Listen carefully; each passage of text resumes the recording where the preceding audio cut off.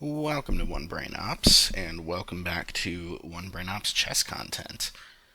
So I decided to make a video here talking about one of my favorite tactical patterns and one of everybody's favorite tactical patterns, the Smothered Mate.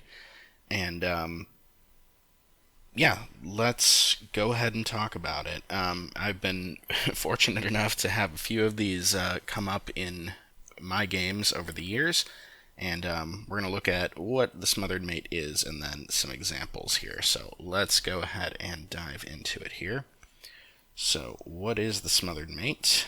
Well, very simply, it is this basic pattern. So, essentially with the Smothered Mate, the key to it is the knight here on, in this case, h6 with the king in the corner. And the point of this is that you would like to deliver checkmate on the back rank with the queen, but the rook is covering it. So the knight guards this square, the g8 square in this case, and the way that this works is queen g8 check, the king can't capture because of the knight, the rook can capture, which is the only legal move, and then knight f7 is mate. And of course, in this position, this is a very contrived example. I just put the bare minimum pieces on the board. So let's look at something a little bit more complicated next. Okay, so this next example here is another puzzle that I just created. I actually made this a number of years ago to teach this pattern. And this one is black to move, but as you can see, there are more pieces on the board this time. So in this case, we don't have the knight already sitting where it needs to be. It needs to get to this square, in this case h3, since we're playing black this time. So we need it to get there so that it can cover the g1 square for our queen. And the maneuver that typically gets it there is knight check first, so knight f2 check. The king has to move, and then the key to this is that knight h3 is a double check. So it's check from the knight and check from the queen. So even though the knight is hanging there on h3, and in fact the queen is also hanging here on e3, neither one can be captured because the king would still be in check from the other piece. So if the king moves to f1, of course, queen f2 will just be mate. So king h1 instead, and then we get the Smothered Mate. So queen g1, give up the queen, queen sacrifice, and then knight f2 will be mate. Okay, so those were my made-up examples to illustrate the pattern, so now let's look at some real examples. So the rest of these that you'll see are all from real games. So this first position that I'm pulling up here, funny enough, so there's actually something that I'll link in the description. I believe a fan of Eric Rosen's made this tool to basically be able to plug in someone's Chess or chess.com username and look up their Rosen Score, which is the number of times that they've gotten all of the funny sorts of checkmates and stalemates and other things that Eric Rosen has done in his streams. I'll link that below, so if you want to go find your Rosen Score after this, go for it. And this actually comes from a Chess Blitz game that one of my former students played.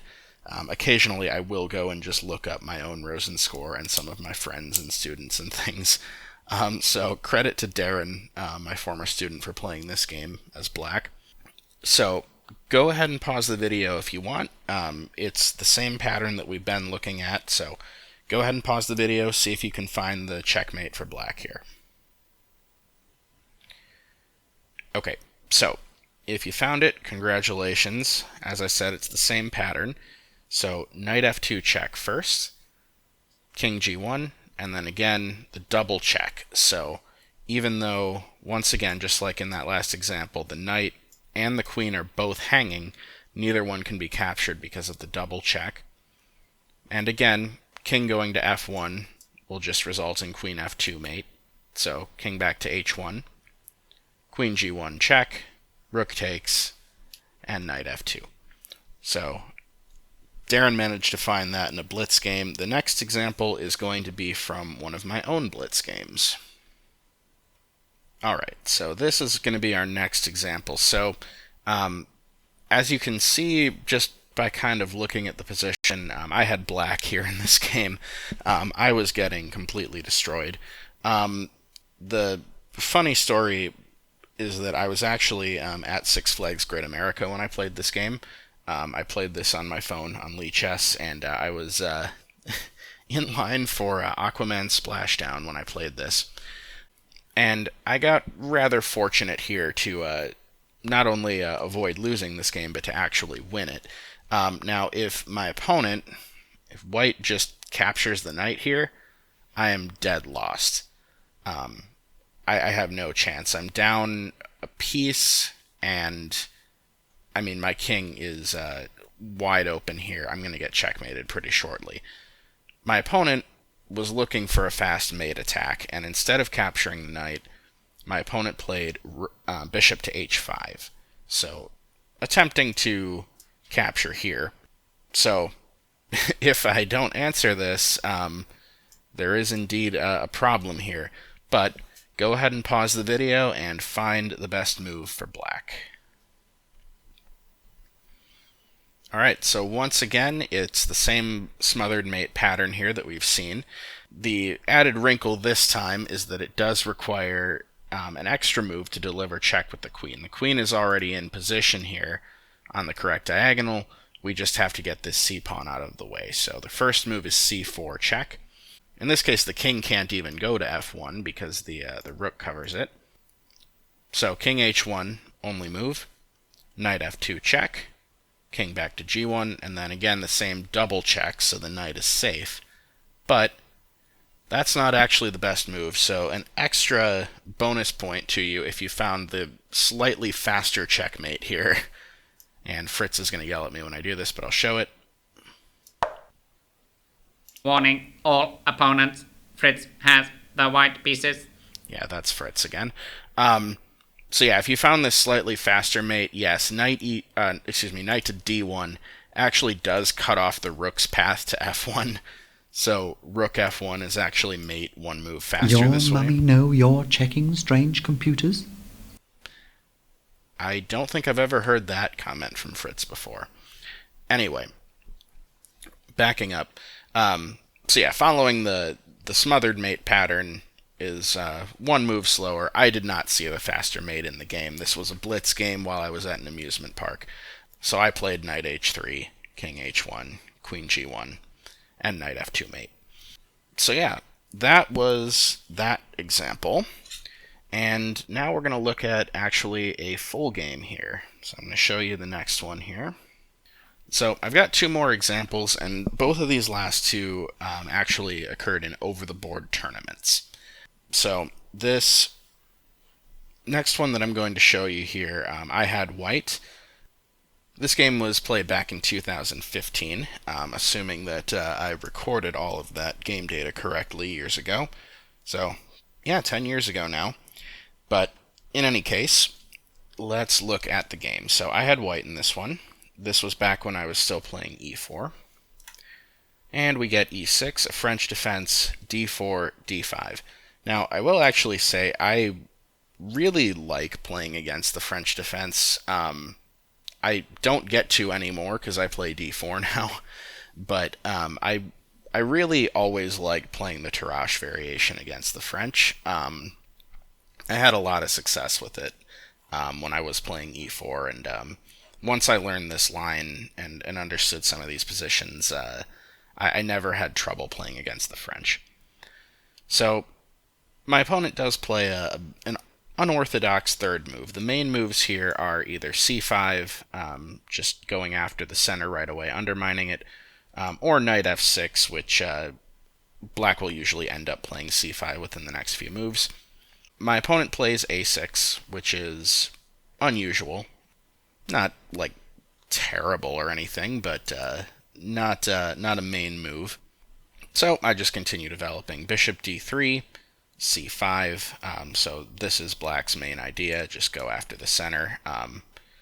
The whole idea in the French and in a lot of similar types of openings is that you give your opponent the center, so you let white establish these pawns, and then you force this pawn center to undermine itself. So you force white at some point to either trade these pawns, or so trade the C and D pawns here. You sometimes are able to force white to trade the D and E pawns, or you force this E pawn to move forward up to E5 in the French. So these are the ideas. Black would like to force this pawn center to modify itself, basically, in some way. Okay, so C3. So again, very normal move in these lines. The whole purpose of playing knight D2 on move 3 instead of knight C3 is that we wanted to leave this square open for the pawn, so that the pawn can come support D4. Okay, knight C6, knight E2. The idea of knight E2 instead of knight F3 is that we actually want the other knight going to F3. And you'll see in a second here, after black plays queen B6, now we play the other knight to F3. If we had the existing knight, so I'll just back up and show it real quick. And again, Fritz is going to yell at me here. Actually, I'd better... Okay, now Fritz won't yell at me. So yeah, if we do play knight Gf3 here, and now queen b6 happens, we actually don't have a way to add another defender here. Black has 1, 2, 3 attackers. We only have 2 defenders. So that's the idea in the Tarrasch. There is actually a line, a few lines where you can play this way as white and just sacrifice the pawn, and you actually get quite a bit of counterplay chasing black's queen around. But the main idea in the Tarrasch is to go to e2, as I did in this game. And there, my arrows have reappeared. So, queen b6, threatening again on d4, and knight f3. Okay, and aside from the move a6, all of this is very normal Tarrasch so far. The only weird thing is this tension still sitting here in the middle between these pawns. That gets resolved, though, now when black plays knight f6. And again, normal Tarrasch idea, when this knight comes to f6 here, you push and chase it back. So now we're kind of nearing the end of the opening here. We get castles from white, bishop e7, so black's getting ready to castle too. b3, the idea of b3 is just that I want to move this bishop, but right now this pawn is hanging, so I just push b3 so that it's defended and my c1 bishop can move. Black castles, bishop e3. And again, I'm not going too deep into the nuances of these opening moves right now. That's not really the purpose of this video, but if you want to, dive into that maybe another time, we can. Okay, and now is when things in this game finally get interesting. So black plays f6. And this is a pretty normal break in the French defense. Anytime white advances this pawn to e5, the breaks c5 and f6 to undermine the center are very common. And this is where I decided to get a little bit weird with the game. So, the engine does not like my next move. The engine actually wants to just play queen c2. And it actually says white is about +1 after queen c2, just kind of get the queen off the back rank, develop it, get the rooks connected, and just slowly kind of put some pressure on the king side. I was a little bit too impatient and played knight f4 here, so immediately targeting this weakness on e6 that was created when this pawn advanced to f6. The problem with this is that black does have some tactics at his disposal. So my opponent played the correct next move here. He captured on e5. And the best move for white is, in fact, to capture on e6, which is what I played. And now, the interesting thing about this is that for the next several moves, according to the engine, it really wants both sides to capture here. So it really wants black to play this capture, and it really wants white to play this capture. So basically, whoever makes that capture and trades off the C and D pawns on their own terms here, according to the engine, will have an advantage. In this exact position, it wants black to play C takes D4, and it actually says that's an equal position. My opponent played the pawn fork, which this was the sort of tactic at his disposal that I was talking about. So rather than saving the rook that's under attack here, black forks the 2 white pieces. So his idea is that he's going to give up the rook for 2 minor pieces, which is normally beneficial to the side giving up the rook. In this case, the reason I went into this line is I thought that even giving up that exchange, that I had a very good chance of winning at least 1 extra pawn, so the rook and pawn plus at least 1 more, and I thought I might be slightly better. According to the engine, it's basically equal. It's just equal and imbalanced, and those are the the most fun positions to play in chess. What I did miss, according to the engine, again, it really wants this capture. It actually says white is about +2 if you take here. The idea, and again, I'll jump down the sideline here this time. If you capture, the point is that if black just moves the queen, right, so it actually wants queen a7, that you'll take the rook and go into this exchange. So knight takes. Yeah, it actually wants knight takes rather than bishop takes. I don't think it makes a huge difference.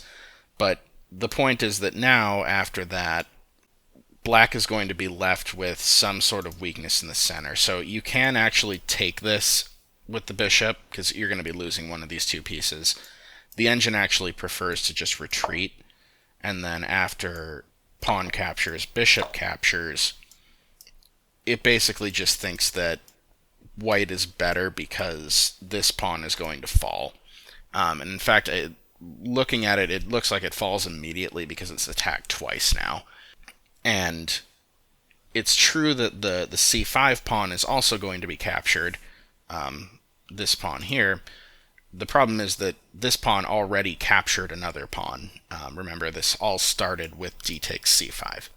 So white ends up being better here, despite having fewer pieces, having given up 2 minor pieces for the rook. White's pieces are more active, and that's why the engine says it's about +2. This is very hard to see, though. And the other thing that you have to see in order to make this work is that after this capture, again, I'll just put it in as a new variation. The other thing that you have to see is that if black decides to capture back with the knight, you are taking advantage now of this pin. And if black captures back with the bishop, you capture with the knight and now take advantage of this pin and play b4. And this is the other part that's really hard to see. Basically, you allow yourself to get forked and then don't capture the rook on f8, and instead you just give up one of these pieces and then win it back here on c5. And again, the engine says white is better. Very difficult to see any of that. So I'm going to go back to the actual game now. So instead of capturing here, I did go ahead and take the rook, which was the idea behind bringing the knight to f4 in the first place, was achieving this imbalanced position. So after taking the rook, the engine actually wants to capture back with the knight, and it says that's about equal. My opponent in the game captured with the bishop, and honestly, even after exploring this with an engine, I don't fully understand why this line is not as good. It says that white still gets an advantage after capturing here. So if you want to play around with this with an engine, feel free. It's beyond the scope of this video, so we're not going to talk about it right now. So continuing on, I was going to be losing one of these pieces, so bishop captures, I get a pawn back for it. And then again, this was part of the idea, is after black captures back, as he did in the game, I now get knight g5, and immediately put pressure on this pawn. There's really only one way to defend it. Once again, the engine still wants black to just capture here. But the only move to defend the pawn in this position is knight f6, which is what my opponent played.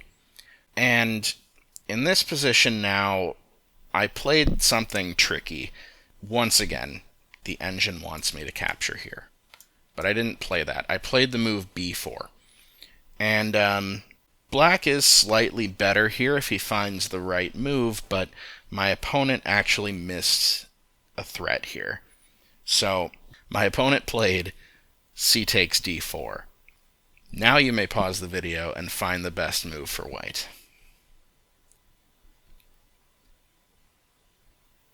Okay, so congratulations if you found the correct move here, which is queen b3 check. And suddenly, this same familiar pattern that we've been talking about comes into focus. Black can delay this by throwing the bishop in the way if he wants to. My opponent just played king h8, and then knight f7 check, only move is back to g8, and then this double check, knight h6, only move going back to the corner, queen g8, knight takes, and knight f7 mate. So, yeah, pretty amazing that after all the weird stuff that was going on in the center and all these moves where there was this tension on d4 and c5 that neither of us apparently wanted to capture, it's funny how the game just suddenly ends like that. So that was that game, and yep, ended with that same smothered mate pattern, and then I have one more game to show you. Okay, so in this last game, I did have black this time, and this was another over-the-board tournament. This one played in 2017. e4, knight c6. So, okay, this is called the Nimzovich defense. If you've never seen it before, it's not actually particularly great. I didn't really play it for very long as black. It's just kind of an alternate way to respond to e4. A lot of times it ends up transposing into other openings. The idea is that after d4, you're just going to play something like either e5 and try to transpose into a Scotch type opening, or d5 and transpose into a Chigorin type opening. It's not that great, but it is playable. My opponent, though, went into kind of a fun sideline. He played knight f3 rather than d4. And this allows black the option of playing the Colorado Gambit with the move f5, which is what I played. The point of this gambit, again, I don't want to dive into all the theory. To be honest with you, I don't really remember it all that well. But the point is that taking this f5 pawn will give up the center and get into a lot of trouble very quickly, because black's pieces can actually come to life pretty quickly. White played knight c3, and the problem with knight c3 is that you actually give black a fantastic position after pawn takes, knight takes, d5, so getting a pawn in the center, developing, and with tempo, chasing the knight away. My opponent played knight g3, and now e5. So, yeah, white actually allowed black to get two pawns in the center, which how many times have you ever seen that, where black gets this big center? That almost never happens. Nonetheless, it's still about equal. And my opponent here played d3, so blocking in his bishop on f1, but I think the idea was that he really wanted to prevent e4. There I go, doing it. I'm so used to white being the one to advance these center pawns. So yeah, he was, I'm guessing, probably just trying to prevent e4 harassing the knight, so d3 makes some sense there. And then, okay, I'm just going to develop knight f6, bishop e2, bishop c5, castles, all normal moves, black castles as well. a3. A3 is a little bit unnecessary. It's not a bad move per se, but it's not necessary to play that either. So again, I'm going to just continue developing. Queen e7, b4, which I guess was the idea of a3, so chase the bishop back. Okay, bishop b6, and white plays bishop b2, so I his idea, I suppose, was just to fianchetto that light-scored bishop, and or that dark-scored bishop, excuse me, and put pressure on the center here on the e5 square.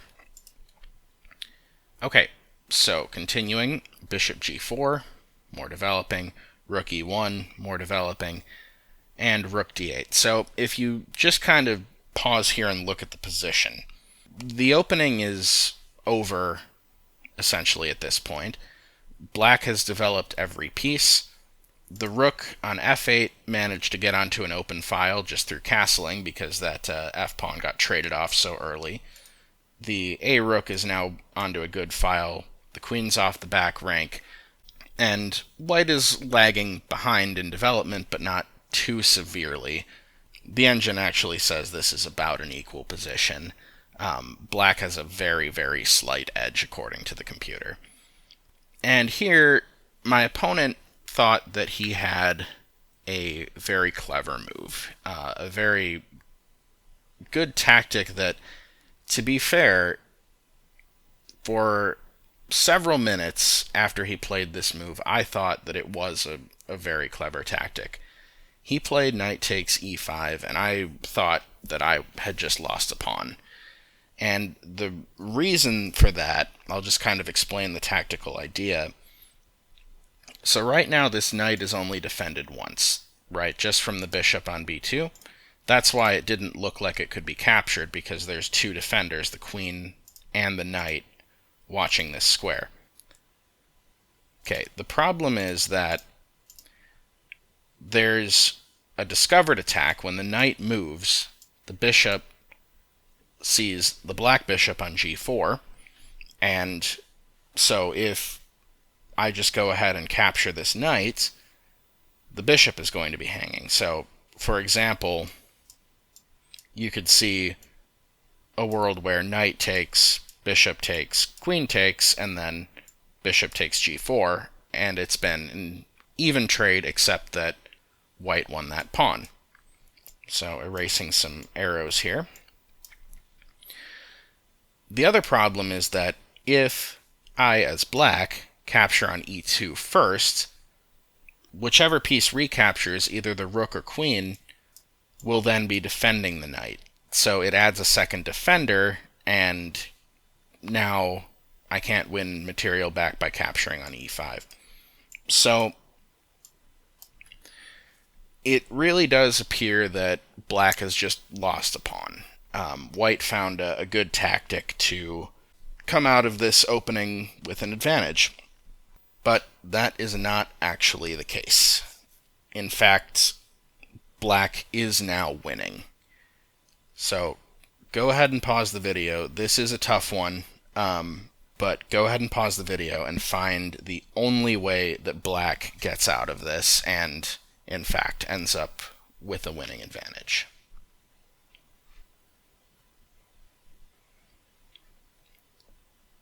Okay, so if you saw this entire thing, very well done.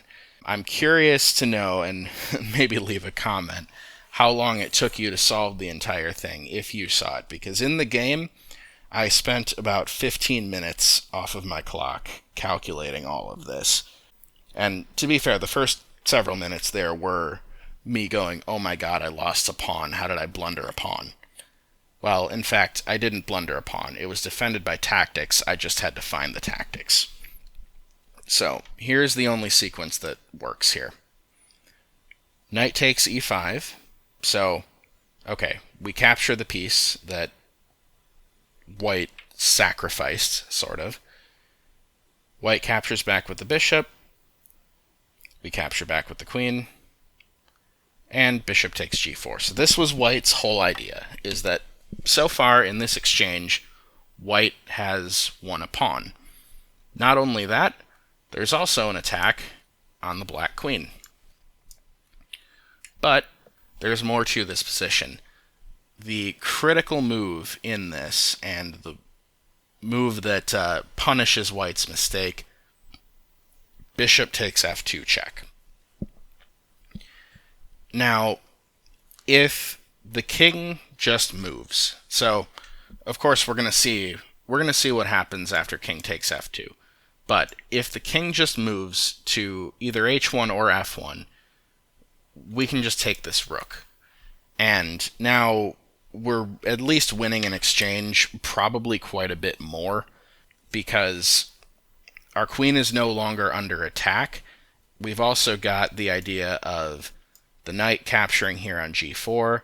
The rook now has access to this open file. We're going to be winning a lot of material. So even though the engine wants the king to just move, a human player who hasn't calculated this all the way through is of course going to just capture the bishop, which is what my opponent did. And now this is the part that is harder to see. Well, the next move's not too hard to see. Knight g4, which is a double check from the knight and from the rook. One of my students actually pointed out the last time I showed this puzzle that knight e4 is actually also a valid move here. It's a valid alternate solution. The end result is the same. But knight takes g4 check. And again, being that it's a double check, the king has to move. Only legal move is to go back to g1. And now, queen d4. So getting out of the way of this rook and moving again with tempo, putting the king in check. So king h1. The engine actually does want to block with the rook on e3. It does hold on slightly longer, but king h1 was played in the game. And now knight f2 check. King g1, and if you captured the queen, congratulations on missing the point of the video, which is that this is about the smothered mate. Knight h3 check, king g1, or king h1, queen g1, rook takes g1, and knight f2 mate. So, yeah, going all the way back to when the knight captured on e5 here, this is quite a deep tactic to find. Yeah, this was move 13 of the game when white captured on e5, and the checkmate at the end of that is on move 21. So it's an 8-move deep tactic that I suppose 9 if white gives up the rook. Yeah, it's a tough one. It's one of the more difficult tactics that I've found over the board in my chess career, and one that I'm proud of, and obviously why I still remember the game today. So that was the Smothered Mate. I hope that you all have the opportunity to someday play this in a real game, whether online or over the board. It's one of the best patterns in all of chess. So thank you for watching One Brain Ops, and I'll see you next time.